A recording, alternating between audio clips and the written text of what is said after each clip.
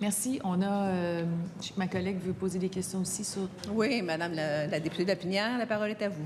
Merci, Madame la Présidente. Alors, bonjour tout le monde. Donc, la dernière fois qu'on était en commission, justement sur l'article 10.7, au paragraphe numéro 4, on était rendu là, je crois, dans notre échange. Donc, on lit que la traçabilité de tout accès au registre par une personne, que ce soit pour y déposer ses données, les utiliser ou en recevoir la communication. Et puis ça, on parle des données numériques, là. Alors, quand on dit la traçabilité de tout accès au registre par une personne, on a déjà établi qu'il y aurait une journalisation des accès au système. Donc, une personne, un citoyen, une citoyenne pourrait savoir qui est allé dans le système pour l'authentifier. Mais pas l'inverse, c'est-à-dire que le gouvernement ne peut pas suivre les utilisations de l'authentification par le citoyen ou la citoyenne. Donc, si cette personne va s'acheter une caisse de bière au dépanneur, va faire pas acheter, mais faire une transaction bancaire, c'est pas, on ne suit pas ça. Mais quand on lit ici que le registre doit notamment permettre la traçabilité de tout accès au registre par une personne, que ce soit pour y déposer ses données, les utiliser ou en recevoir la communication. Ça peut faire croire qu'une personne, ça peut être le citoyen. Donc, c'est comme si, en fait, la journalisation était aussi dans le sens inverse. 10.7, paragraphe.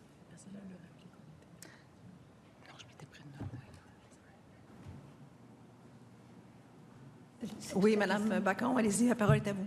Oui, Madame la Présidente, vous parlez du sujet de la gestion des accès, la journalisation, les...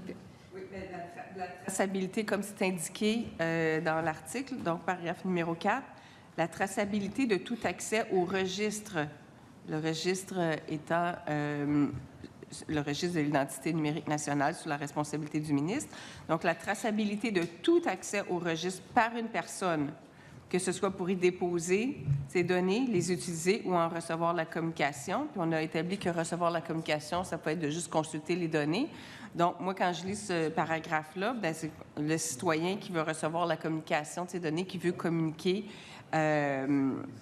qui veut consulter, les données à son sujet.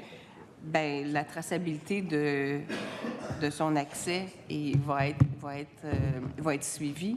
Donc, c'est un peu comme si ce paragraphe-là venait dire l'inverse, ou peut être interprété comme disant l'inverse de tout ce qu'on a dit depuis le début, c'est-à-dire que la traçabilité, via la journalisation des accès, ne se ferait pas sur l'utilisation du citoyen, se ferait uniquement sur l'utilisation des ministères et organismes utilisant l'identité numérique nationale.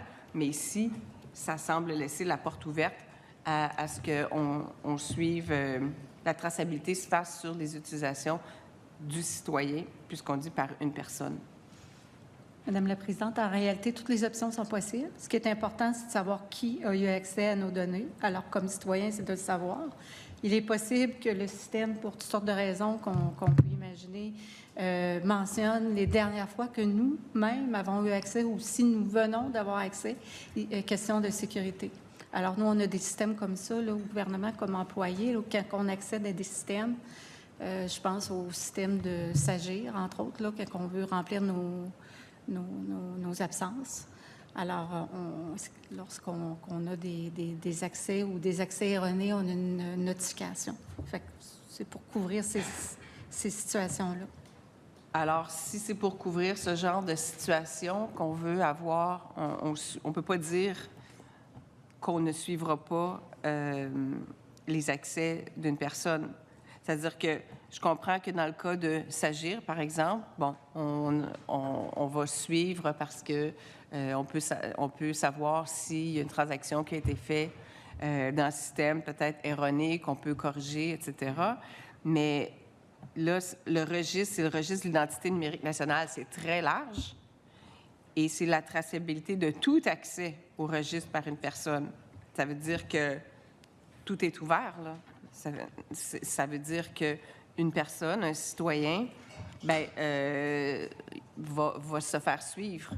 Si j'utilise, va être traçable dans le système. Et on a dit qu'on n'allait pas faire ça, qu'on n'allait pas travailler, je vais utiliser ces mots-là, contre le citoyen en le suivant. Puis si on utilise ce libellé-là, bien, ça ouvre la porte à faire ça, même si peut-être l'intention n'est pas là, mais ça ouvre la porte à faire ça. Puis on comprend que c'est assez inquiétant. Madame la Présidente, pour moi, il y a une différence entre traçabilité et profilage. Alors, traçabilité, c'est tout ce qui concerne les fonctionnalités technologiques. Alors, notamment la journalisation, alors qui a des accès, comment c'est répertorié, qui a eu accès, mais ce n'est pas, le citoyen n'est pas dans le registre. Le citoyen, lui, a une page personnalisée. Ça, c'est peut-être au niveau technologique qu'on pourrait l'expliquer, là. En fait, moi, ce que je comprends, Madame la députée, de votre propos, c'est que vous dites la traçabilité, telle que libellée là, nous permet de dire, bon, bien, le citoyen est allé à la SAQ. Bon, alors, non.